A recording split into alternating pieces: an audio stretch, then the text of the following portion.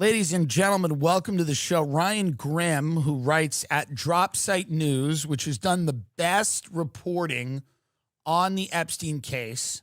This is not even debatable.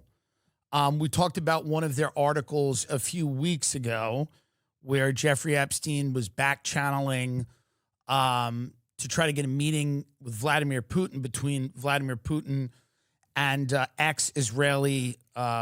ex-Israeli prime minister, to talk about the Syrian civil war. We talked about that on the show. And people send me Dropsite News all the time and go, you got to read this article. Steve Bannon, and again, you guys aren't ideologically aligned, but Steve Bannon has even praised you as a good journalist. Like, people from many different political persuasions, even I think people on the Epstein list are saying this is good. Even the pedophiles are going, he's doing the work. So, like, hey, this is legit. So, Ryan, thank you again for coming. I appreciate it. It's the holidays, and I appreciate you making time for us. If you could sum up as just an introductory statement for the uninitiated, when you look at this new dump of Epstein files that just came out, number one, tell people, surmise for people what exactly you think the Epstein operation was, if there was one. The FBI says said that there wasn't, but they have all these files suggesting maybe there is. Right. What was this operation? And I don't know how many of these files you've looked through in the new files. Has any of your opinion changed with regard to the scope of the operation, the intent of the operation, or any of the key players? Yeah, I think that my take on this is actually, usually you go into the reporting and you find out that the story you're looking for isn't quite all the way there. It's not quite as interesting as you kind of imagined that it might be. This kind of has been the reverse. Like this, you keep peeling the layers back and you're like, oh, wow, that was true. That was true. That was true. And on and on. When they say there was no Epstein operation, it's like the guy's been doing a lot of operating for many decades. And at some point, you're going to have to call that an operation because he keeps becoming involved and he keeps being found from Iran-Contra all the way up to the things that you were talking about, the Syrian civil war, like a lot going on in Africa, which was a piece of Iran-Contra as well, the kind of unspoken piece of it. The fact that he focused so much on Africa really shows that he really does kind of know where power flows and where money, commodities, and resources flow. So yeah, there's an awful lot there. Part of the question with Jeffrey Epstein has always been about definitions.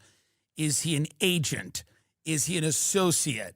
Is he what in the murky world of intelligence, what was Jeffrey Epstein? Was he employed by the Mossad or the CIA or MI6?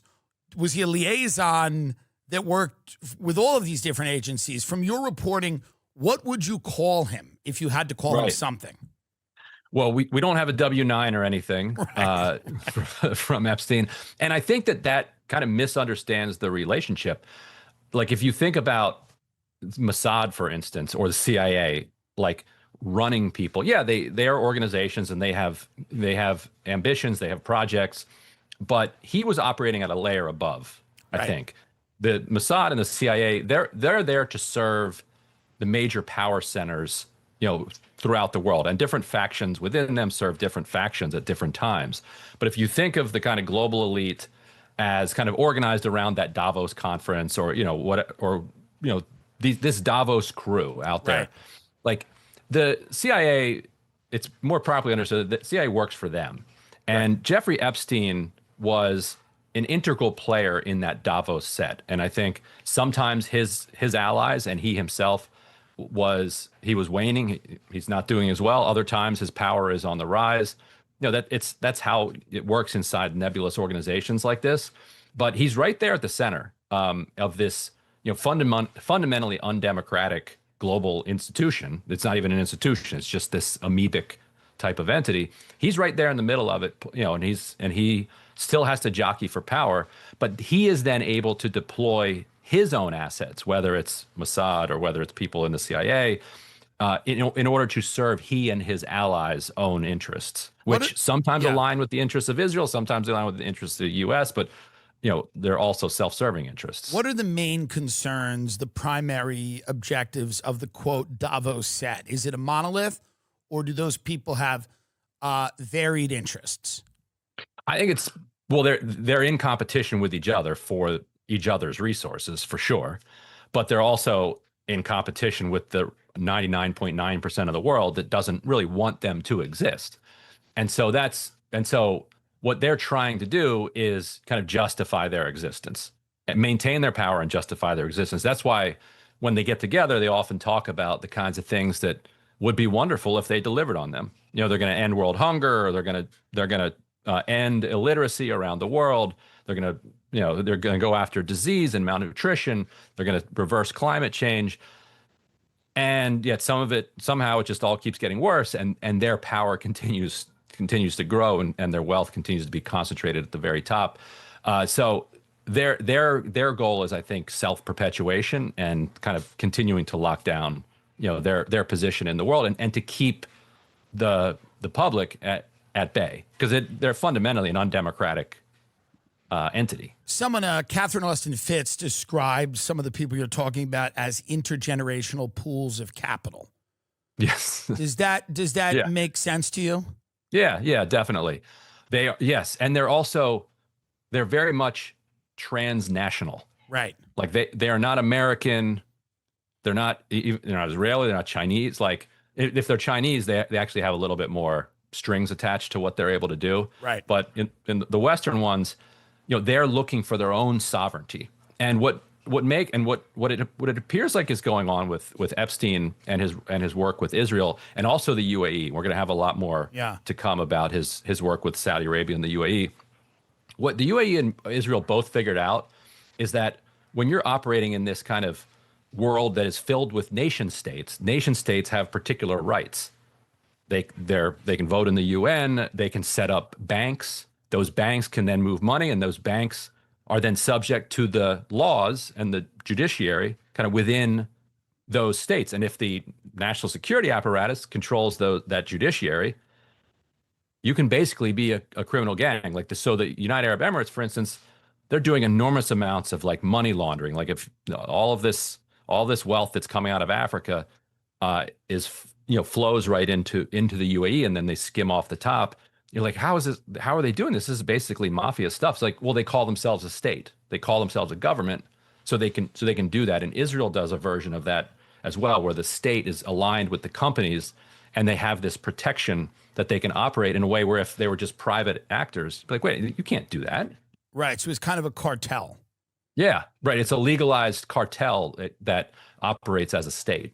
And what role does sexual blackmail play in this? Obviously, Epstein spent years engaging in horrific abuses, and he was, he got a slap on the wrist. He had a very light sentence regard to the crime. They charged him with a very specific crime. There were many victims. He was only charged with one crime. What role does, number one, do you believe it was a blackmail operation? And then if so, when we talk about these cartels, when we talk about money laundering, we talk about, people that are trying to evade the democratic process, the legal process, what role does Jeffrey Epstein's sexual proclivities, and I'm not saying it lightly, proclivities, but his sexual crimes, what role do they play in this larger picture? And your point about them only charging him with one girl is a key one. Yeah. And his lawyers were so successful, they got him charged with the 17-year-old. Right. Even though there were dozens. Yeah. And some as young as 14 or even younger. And so then his revisionist friends can say, oh, it was 17-year-old. Right. What did he didn't know. And then you look at it, oh, that's all he got charged with. Okay, let's get back into business, buddy. Rather than dozens, even much younger. No, I mean, he's a fully evil man. And I think Ghislaine Maxwell's evil. When you read these documents, And even the prior documents. It's very hard to come away with any other picture than that these were evil people engaging in acts of extreme abuse, rape, perhaps murder. We don't know. Things like that. And with total remorse and doing it on a, seems like daily basis. Right. Remorseless. Yeah, absolutely. 40 to 50 years. But it's interesting what you need a Jeffrey Epstein for. Going back to our kind of transnational cartel operating as a state kind of thing, is that if you want to move money, guns, let's say you want to move weapons from Iran to the Contras in Nicaragua, or you want to move them to some type of rebel group in Africa when Congress has told you can't fund this rebel group in Africa, or you've got blood diamonds that you've got to get moving out. You can't really go to the white shoe firms for that. Right. They're going to be like, right. Let me get your client here. Like, right. How do we know that this person isn't sanctioned? This appears to be a terrorist organization that right. You're shipping right. weapons to. Right. Did you say Iran is involved in this? I thought we're at war with them. Yeah. So what you need is somebody who lives in the gray area. And those people are very useful. And so when the New York Times, for instance, says, there's all these conspiracies about Jeffrey Epstein, but in fact, he's just actually a giant con artist, that's missing the point. To work in that realm of the spy world, in the shadows, you're going to be a con artist. You're going to be the kind right. of person that pushes things beyond to the edge and then over it. And so that's what you see time and time again with Epstein, is that, for instance, we wrote about, actually, I don't know if we've written about this one yet, but George Mitchell, former senator who was Secretary of State under Clinton, he needed to go to Sudan back in the 2000s because he was running for president and he wanted to broker it looked like he was going to broker a truce in Sudan. And in order to get in there, he reached out to Jeffrey Epstein. He's like, who's got the jets? Who can move me into a warlord zone? And it's somebody like Epstein. He ended up not using Epstein, but Epstein was able to put it together. And then he announced a completely fake truce that fell apart a day later, right. and used it in his presidential campaign. But that's the kind of thing you need him for. Like, I need to move money. I need to move guns, diamonds, minerals, commodities. We need things have to happen. It has to happen quickly, and it has to be done off the books. And that's what people like Epstein are for, and who just have no sexual morality blackmail. whatsoever. Is he blackmailing these people and keeping the information himself? Is that information then going to another state like Israel? Is it going to the highest bidder? He's photographing and recording people. Where is all this information going? We don't yet have evidence of, hey, I've got footage of you. Right. You need to do X. We do have him being just absurdly aggressive to people like Leon Black and Les Wexner in emails in a way where you're like, this is not how the power dynamic between an accountant and a multi-billionaire. These are two billionaires. Les Wexner, billionaire. Leon Black, billionaire. Right. So when he's being uber aggressive in those emails, as a journalist, does that lead you to believe that he has some leverage? What you can say for sure is that there is implicit blackmail going on under there. Right. Because they allegedly are engaged in all of these types of activities. So just by definition, Epstein would know, and they would know that Epstein knows what he's involved with. Now they deny that, but there's been plenty of reporting that that all his friends and quote unquote friends knew what he was up to. Right. Even Ehud Barak, in one of the emails, he's asking how he can win over this banker that he wants to work with for this one this deal, and he says, "Ladies is your forte," to Epstein. Right. So it's like, and people who I've talked to who met him within 30 seconds are like, this guy's a complete and total creep. Right. Like he's just oozing creep vibes. So the people that stayed in his life very much understood that. And so they know in the back of their mind that he knows that.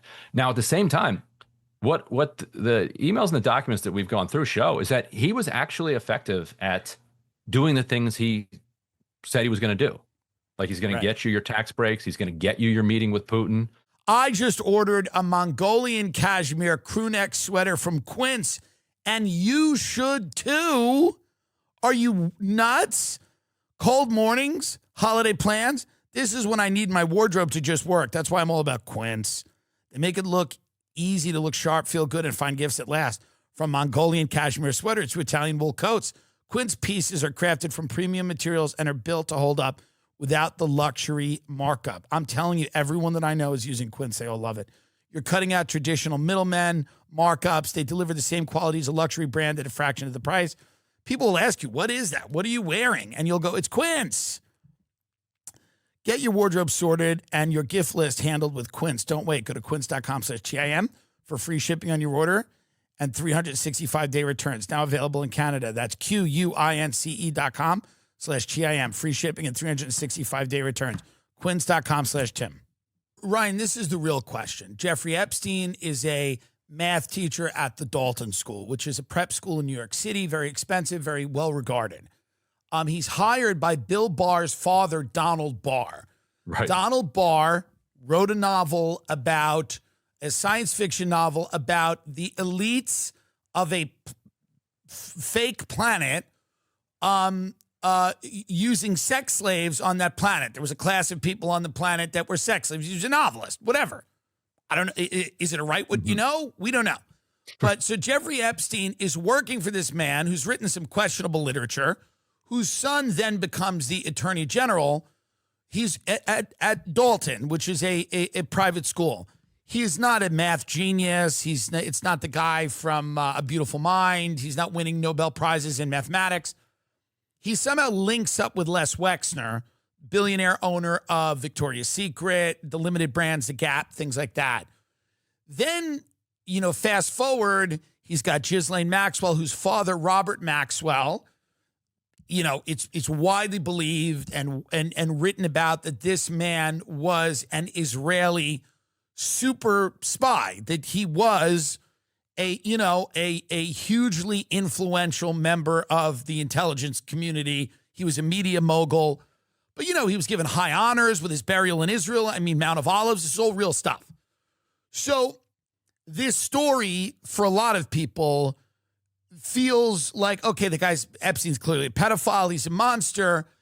How does a guy like that, who just gets a job at a high school, go to back channeling between Vladimir Putin and the prime minister, the ex-prime minister of Israel? That's the question that a lot of people are having a problem with. Who made that happen? Who allowed that to happen? Ladies and gentlemen, welcome to the Tim Dillon Show. It is our final show of the year, and what a year it has been. We are now, when we look on the Spotify charts, number 19 or 20. It has been the biggest year in the show's history, and we thank you all for listening and supporting us, and we do appreciate it. We do appreciate it, and we created quite a little stir last week with our critique of Turning Point USA. Again, not to be rude, just an observation from a observer. That's my job, is to observe.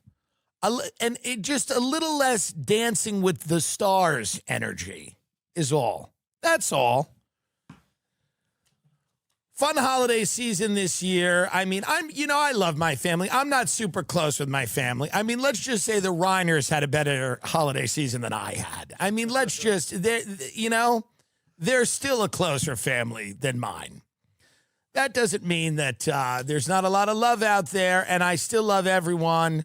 And there's elements of my family I like. There's elements of the intelligence community that are good. There's factions that are good.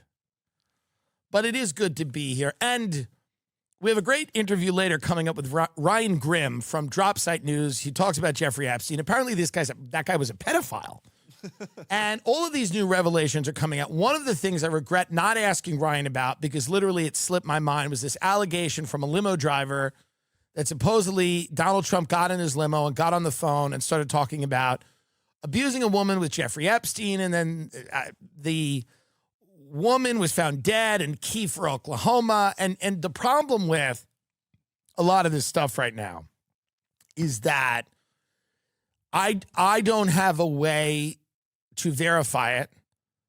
And like the Larry Nassar letter that Jeffrey Epstein wrote Larry Nassar, the gymnast pedophile monster, is widely believed to be fake. There are things in the files that are fake. And there's what's called disinfo, where because one thing's fake, it'll cast doubt on all kinds of things. The FBI is saying the Epstein letter to Larry Nassar was a fake. So it's hard to know what is real and what is not. There's a lot of things that are very disturbing and that are, true. And like no one's disputing that, right? A lot of the photographs are true. A lot of the flight logs are true. The amount of times people have been on his plane that are in his orbit. But this rape allegation, it's being reported on by media, and it was from somebody who was driving Donald Trump's limo, and he submitted it in 2020. It's an unclassified intake report summarizing information provided to the FBI related to Jeffrey Epstein and Ghislaine Maxwell. According to the report, a caller relayed secondhand accounts involving a woman who claimed she was raped by Jeffrey Epstein and Donald Trump in the late 1990s. The intake also notes they include statements attributed to a limousine driver who said he overheard Trump speaking with someone he referred to as Jeffrey while riding in the back of a limo, allegedly making comments about abusing girls. The report describes the caller recounting events from around 1997 through 1999, including claims that the woman and her daughters were introduced to wealthy individuals, taken to hotels, and provided with money. The intake further states that the woman reported what she said happened. She later died January 2000. Her death was ruled a suicide. But according to the document, responding officers reportedly did not believe it was a suicide at the scene. This is a document in the Epstein files. Again, I should have asked Ryan about it. I asked him about other things. I asked him about the Mark Epstein letter, whether that's true or not, to the FBI, claiming that his brother was about to name names and he felt that Donald Trump signed off on his murder. Again, I'm not authenticating these documents. That's not what I'm doing. So, a lot of disturbing stuff, and what a way to end the year. Let's just take a minute. Let's take a beat. Let's think. Let's marinate. Let's grab a tea kettle. Let's sit there. Let's curl up with a book. You see all these beautiful families in the matching pajamas, and I love that. Very pro-family, always have been. And they curl up in the comfy chair. Let's curl up in the comfy chair and get the hot cocoa and reflect back on a pretty wild year. This is where we are.